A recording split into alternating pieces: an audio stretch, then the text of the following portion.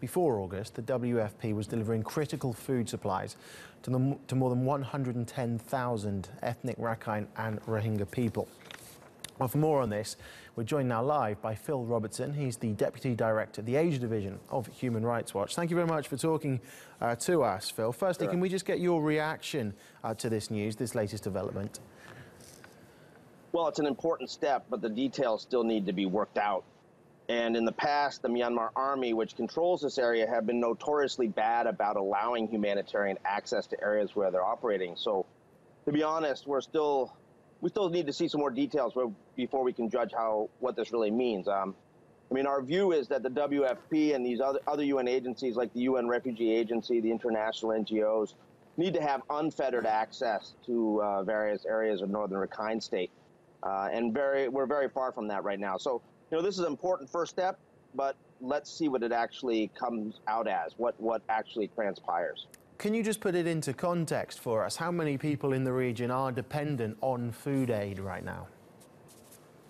Well, before the crisis that started on August 25th, it was at least 150,000 that were dependent on different types of food aid. WFP was the primary organization providing that, but also we had international NGOs like MSF, Action Contre la Faim, that were also providing assistance and support there.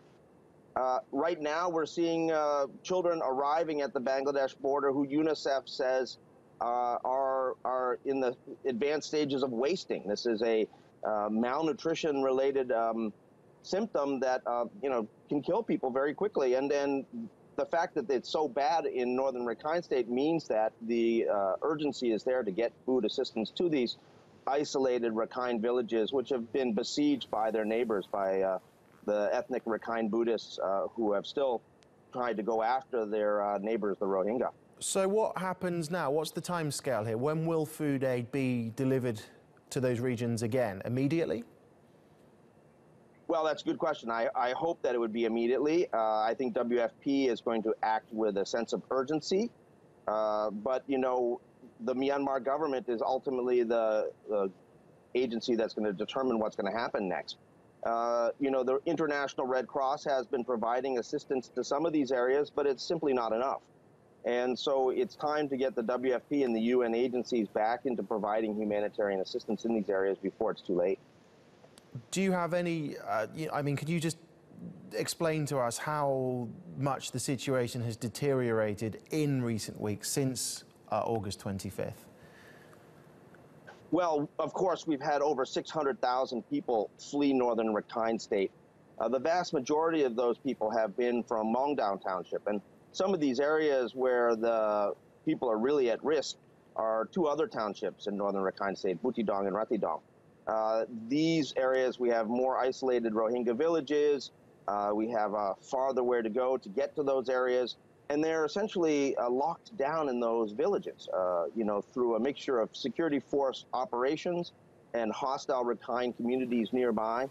These people can't go out to get even food or, to farm rice or to fish. They're really sort of stuck in their villages waiting assistance. And without that assistance that has been suspended since August 25th, people are now starving. And that is the sort of secondary story after the burning of course, over 300 villages and destruction of at least 50,000 structures that we have seen so far in other parts of the state, particularly in Mongdao Township. Well, let's just touch on that if that's okay, because it's not just, as you say, that malnutrition that many of these people are facing, because your organisation has also documented human rights violations in the region as well. What are some of the findings? Well, they are ethnic cleansing and crimes against humanity. Put very clearly, people are being murdered. There's mass relocation of populations, consistent persecution, absolute horrific levels of sexual and gender-based violence, including rape.